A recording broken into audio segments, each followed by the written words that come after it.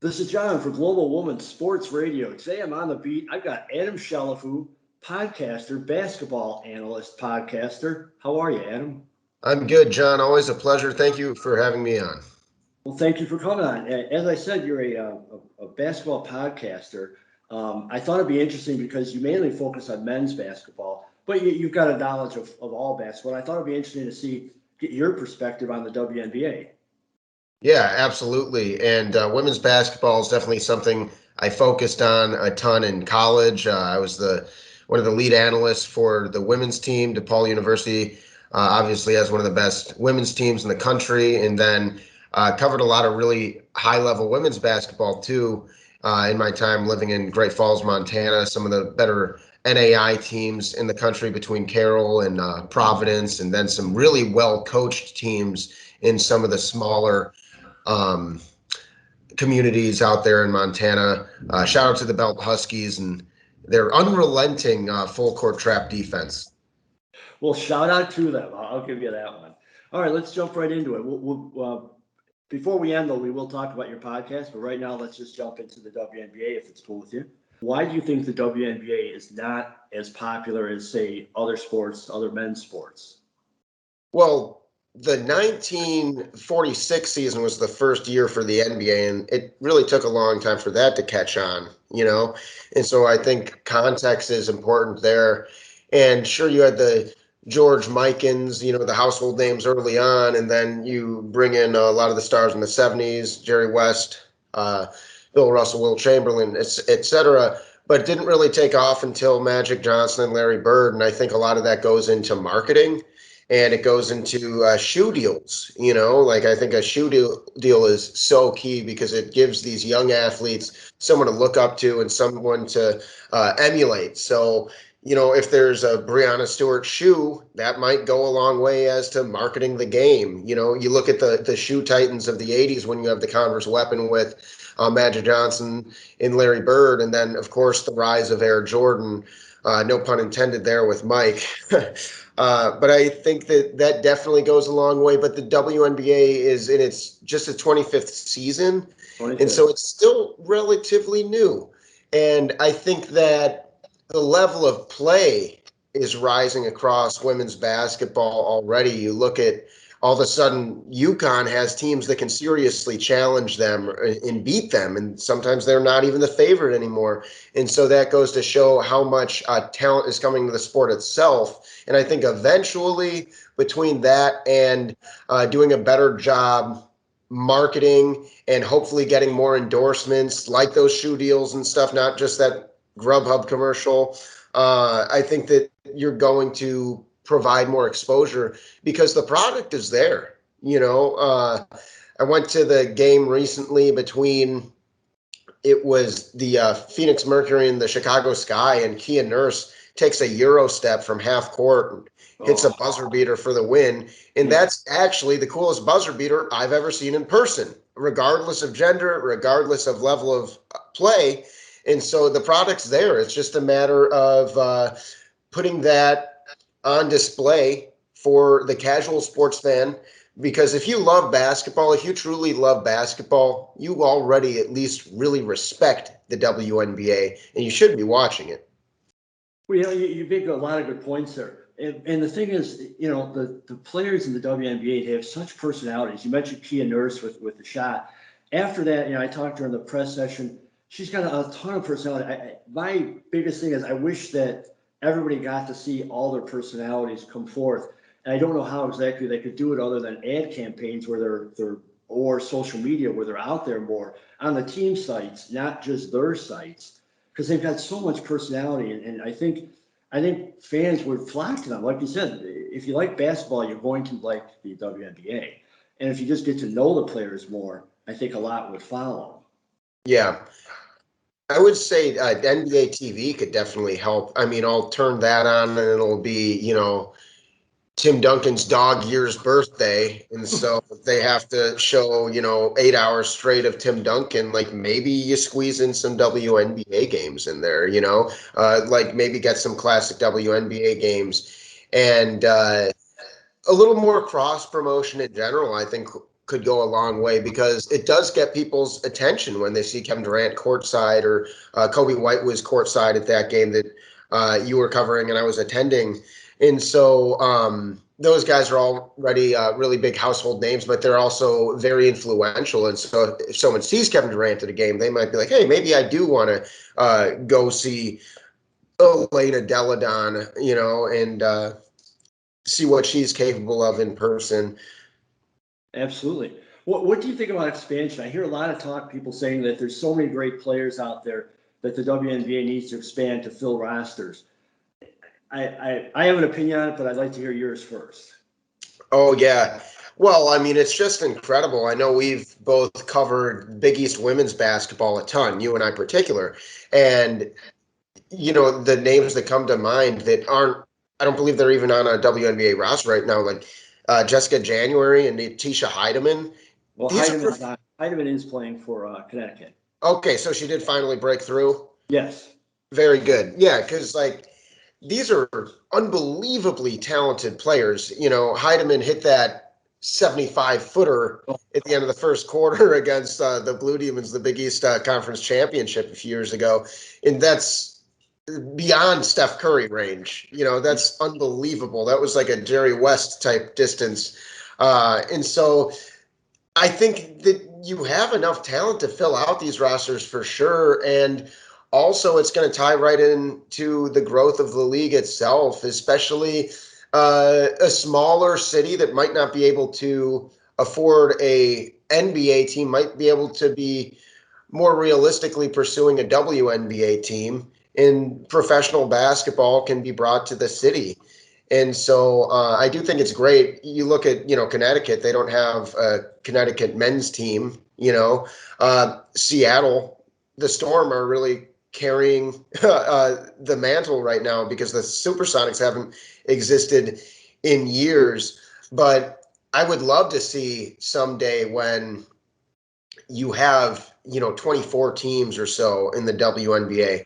I just think it's going to take some time, much like we were talking about earlier with the expansion of the NBA and how it took that a while to get going. A lot of the years that Bill Russell was winning championships in the 60s, there were only 8 or 12 teams in the whole league. And so that does take time. But it's just one of those snowball effect type remedies where you can really grow the league and engage in these different cities. And I think that would help eventually turn this into a nationally beloved professional sports league.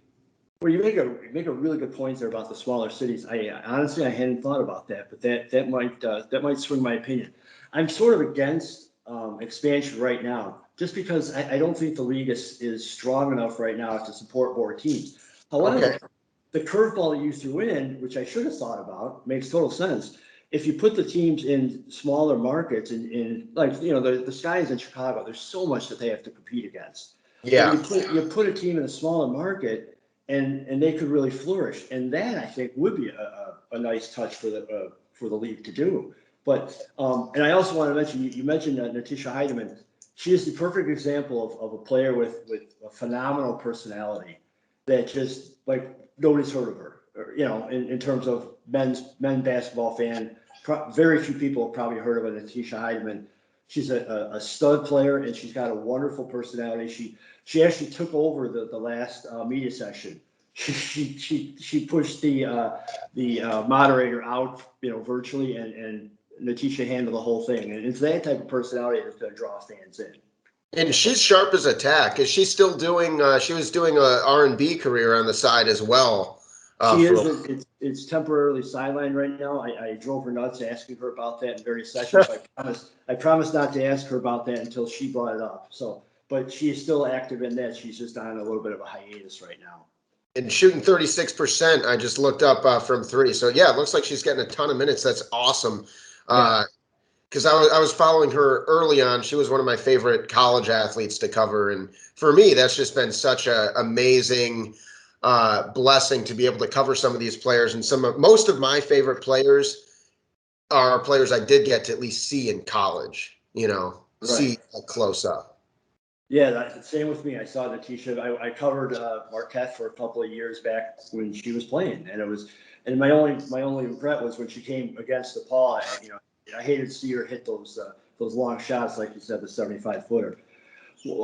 So let's go into coaching a little bit. I always thought that, or I currently think, and with no disrespect to Bill Laimbeer, I always thought it'd be better to have women coaching in the WNBA. Interesting, yeah. So I'd like to get your take on that.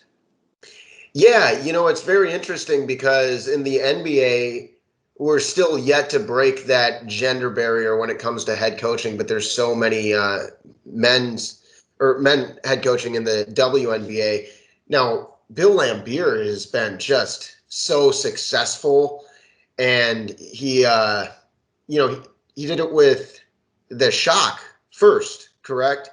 And was it Cheryl Ford back in the day? And just a dominant run with them, and then what he's built in Las Vegas. And I remember I was shooting a game for the Chicago Sky a few years ago, and I was just standing behind the huddle and listening to him talk to his team while I was rolling camera. And the guy is one of the best coaches at any level. I think it's very interesting, and I'd love to get like a female's perspective, like a woman's basketball perspective on this as well. Do they have any preference, or is a basketball coach just a basketball coach? I will say that my favorite coaches, because I get so into coaching style and a team's identity, and in women's basketball, just in general, my favorite coaches have happened to be male. The first one I'll bring up is, of course, Doug Bruno.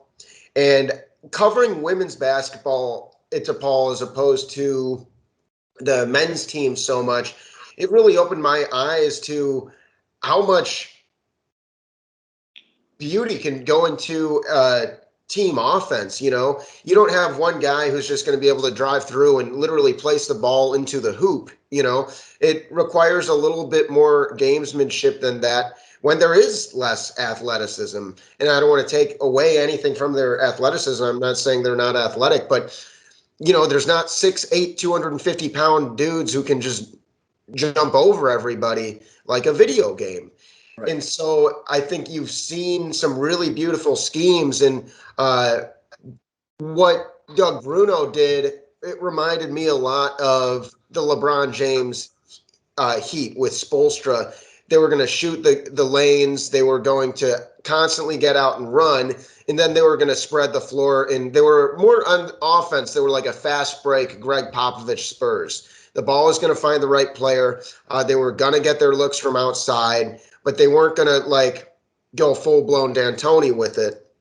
And so it was very interesting to see how Doug Bruno would just simply out-scheme teams.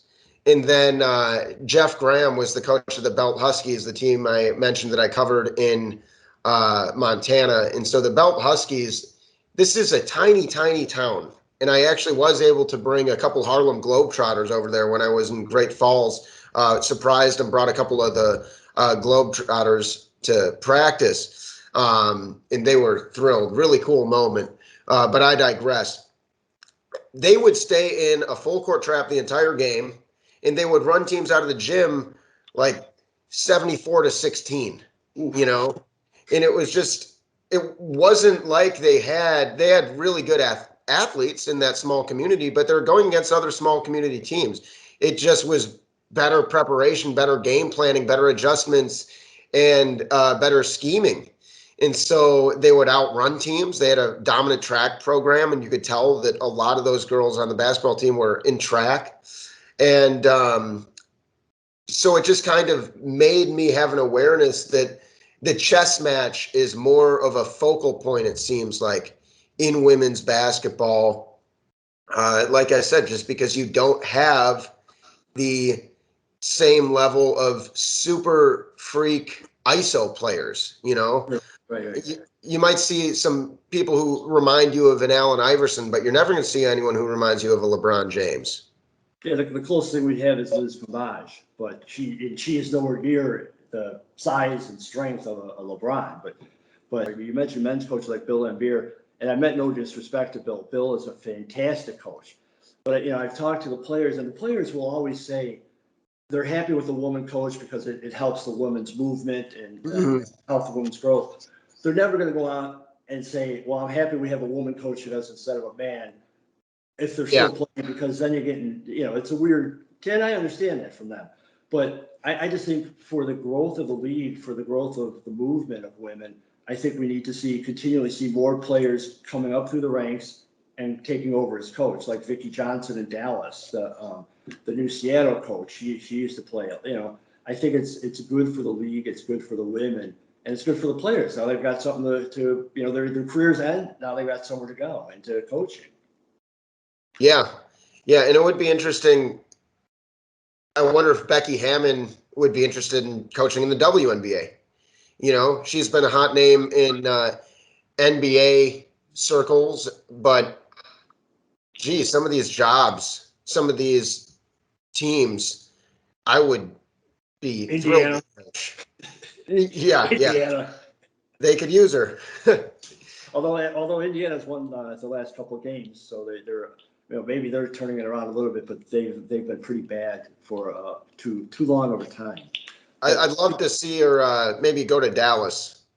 Well, Dallas just got the new coach in Vicki Johnson in the offseason, so I think she's going to be good for at least a couple of years. But okay, maybe by then Becky will have hopefully found a job in the NBA. And 2 years, who knows? Anything could happen. We could have a whole new. Seattle's coach Klopp.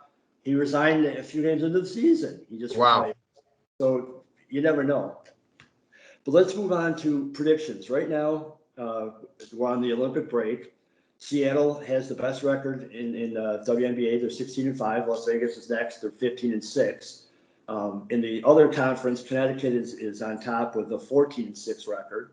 But as we discussed, as we both know, once the playoffs hit, the conference affiliations go out of the picture, and it's just strictly reseeded based on record. That's how last year Seattle and Las Vegas met. They met in the championship, and of course Seattle won. So throwing that all to you, who do you see winning it this year? I think that there's 3 teams that I really think could do it. The Storm, the Aces, and the Lynx. And the Lynx, they're red hot right now. They've won 7 in a row. Nafisa Collier is just a dominant force. And then Sylvia Fowles, I think you can make a case for the best rebounder in the game. And I love what Kayla McBride brings as far as outside shooter goes. I think that they would be my dark horse, but the Aces and the Storm, I mean, shoot, these are really all-star teams and just so athletic. Breanna Stewart, I mentioned that I really enjoy watching these women in the WNBA who I covered in college, and I remember doing the research for the UConn game, and that was the first time I really learned about Breanna Stewart. And then I go there, and it kind of had this Kareem Abdul-Jabbar type feel where this person does not lose, and I see how huge she is and how much range she has on her shot, and also in the game she's just such a dominant shot blocker. And so I think that she's one of those players that can, if she gets hot enough, there's not a team in the league that can stop her. And so I think that she makes them a very serious contender. But also, Katie Lou Samuelson and Jewel Lloyd. I love Jewel Lloyd. She is just such a go get me a bucket scorer. Oh my goodness. And the ball handling is so swift, so smooth. And then the Aces, it seems like these Lambeer teams, and it's no surprise, right? He was on the Bad Boy Pistons, but they are tough as nails. They're not afraid to be physical. They play with an edge. And this particular team has, 6 different players averaging in double digits scoring between Chelsea Gray, Derica Hamby, Jackie Young, Kelsey Plum, Liz Cambridge, and Asia Wilson. And when you have Asia and Liz down low, I think it just is such a compliment to what you have in a slasher shooter in Kelsey Plum and such a terrific all-around guard in Jackie Young that when I look at the build of the Aces, that is the deciding factor to have them be my favorite. While these other teams are really good and they have really good players, I feel like the combination of really good players, but also pieces that fit so well together, I think that is definitely putting them over the top. I would agree. The Aces made it to the championship game championship series, I should say, last year, and they've added Liz Cambage this year. So yeah, you already had a team that was championship ready, and now they've added a huge piece to that puzzle. And Lampier does not, and I know this sounds cliche, but Lampier does not want to lose to the same team twice in the finals. Right. That will send him over the moon. So I think Vegas is going to win it. My dark horse, it's not much of a dark horse. They are the best team in the East, would be Connecticut. Okay. Of course. But, you know, I originally, in the beginning of the year, I predicted Chicago just because they had put so many pieces in place and there's just such a good feeling coming on. They've just been so weird this year. They've been so streaky, so inconsistent. Yeah. There's been questionable moves. They drafted Shyla Heel, and then they cut her, which makes no sense to me whatsoever. They got Candace Parker, which is fantastic, but they also lost Cheyenne Parker, who's who's a stud in herself. So, you know, with no offense to either one of them, that's almost a wash. It's not much of a difference there. So I don't know. The Sky are sitting at 10-10. And I'm having doubts about them going all the way. I'm still hoping they do, but I have doubts. But and you know, Candace Parker's only played in 60% of their games. Right. And, you know, they're obviously way better with her. And I went to that Suns game with one of my podcast partners, Hami Arain. And so me and Hami specifically picked that game because of the star power, you know, and it was kind of a bummer because we didn't get to see Candace Parker even play in that game, and neither did Allie Quigley, you know. And so, yeah, it was honestly like kind of a bummer. We still had a great time. Like I said, it was the game winner, but you know, we went to the game expecting to see Candace Parker not in street clothes, and then Diana Taurasi was out, of course, too.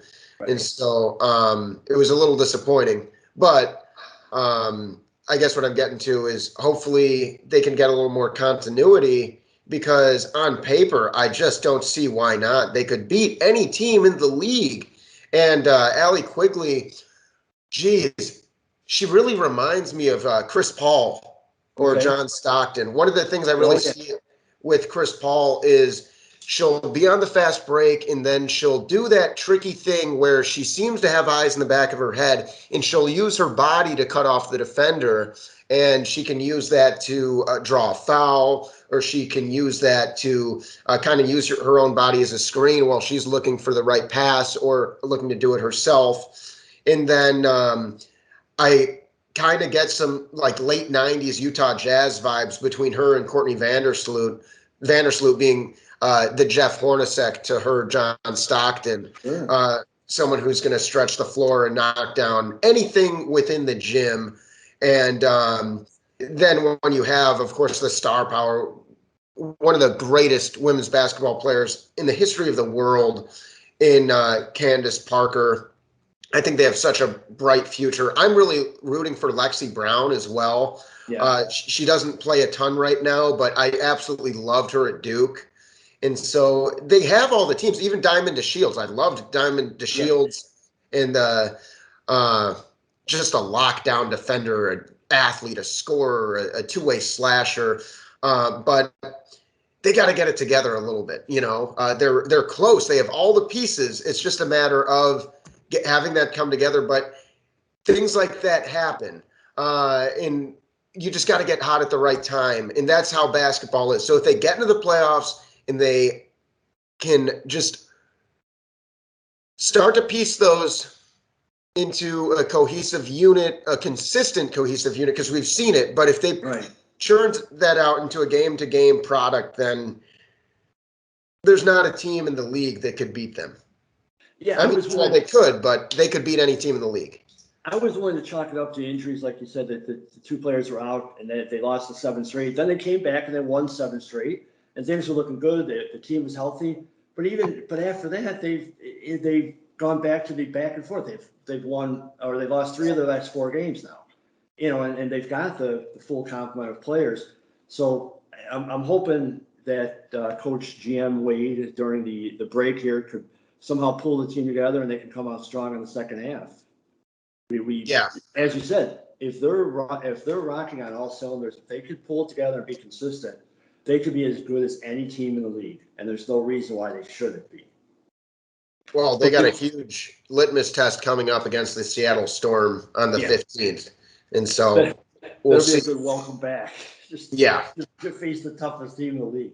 Before I let you go, sir, tell me all about your podcast. Tell me what we got and where people should listen. Sure. I have 2 podcasts right now. Running with the Bulls podcast, obviously a little bit more Chicago-centric. Reed is back. He's taking a very long break during COVID. Very difficult time for so many people. And so we kind of hit the pause button for a while. And then Hoopstradamus, we're definitely going to get more into the game show once the NBA Finals wrap up. But we have the game show, the Full Court Trap on there. And the Basketball Time Machine segment we'll be looking to bring back. So some really good off-season content coming up. And right now we're doing the same thing as everyone else, essentially just talking about the NBA Finals and what a special finals it is right now. And so plenty of content around that. That's at Hoopstradamus, and the other one, Running with the Bulls. They're both anywhere you listen to your podcasts. Hoopstradamus is also on YouTube. We have a lot of fun on there. We don't produce as many shows as we do podcast episodes as far as YouTube content goes, but there's some fun videos on there. The Basketball Time Machine with Jerry West and the Basketball Time Machine with Dr. J are some really cool long form deep dives. And then if you are a real student of the game, maybe the most fun episode we've had was we had a 6-person draft where each team drafts a starting 5 and then 3 bench players. And so it was an international time travel draft. And so you are supposed to draft those 5 players, and they have to be no United States citizens. And so I wound up with a team of Jokic, Pascal Siakam, Luol Deng, Dominique Wilkins, Kyrie Irving, Ben Gordon, Heidigo Turkoglu, and Dikembe Mutombo. Nice. Yeah, so I had a really good team. But you can see what other teams are in there. Gabriel drafted a really good team, and Kurt got a super athletic modern team. And so it's always fun. And I do want to throw my 5 favorite WNBA players in here. I got my list ready for you. Let's hear it, man. So number 1, Arike Ogunbowale. She is just, oh my gosh. She was my favorite player since she was a junior or sophomore at Notre Dame.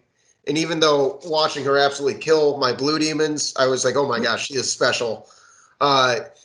Kia Nurse, I've really liked her game for years, but seeing her hit that shot in person really raised her up my ranks. Courtney Vandersloot, she's John Stockton, essentially. She is the best passer in the league. She leads the league in steals as well as assists, though. So a 2-way genius basketball player. Kelsey Plum, scoring machine, and then Elena Deladon. And I wish that she was still on the sky or can return someday, because I'll tell you what, her and Candace Parker together, that would be nasty. Wow. That would be nice to have her come back and finish her career in Chicago. I don't think it's going to happen, but that would I don't either. That'd be really cool, though. That's a good thought. Well, and that's a darn good team, man. You put that team up against anybody, and I'll take that team. Sure. Yeah. I'd probably throw our girl Natisha on there too, just for fun. She'd hit off the bench. What is the defense supposed to do? Worry about them or worry about Heidemann hitting them from 40 feet? Exactly. Well, Adam, I appreciate your time, man. And what I'd love to revisit you sometime later in the season, maybe right when the WNBA playoffs start. We could see, we can get your predictions then going into it. That would be an honor and a privilege, my friend. Thank you so much for having me on. I encourage everyone to check out Hoopstradamus and Running with the Bulls. This guy is the real deal. I've listened to both. They're extremely entertaining, and he's a good dude. So, and he knows his basketball, as you see, and we're gonna drag him into more women's basketball too. So, Adam, thank you for your time, man. I appreciate it. Thank you. Have a wonderful day. Thanks, man.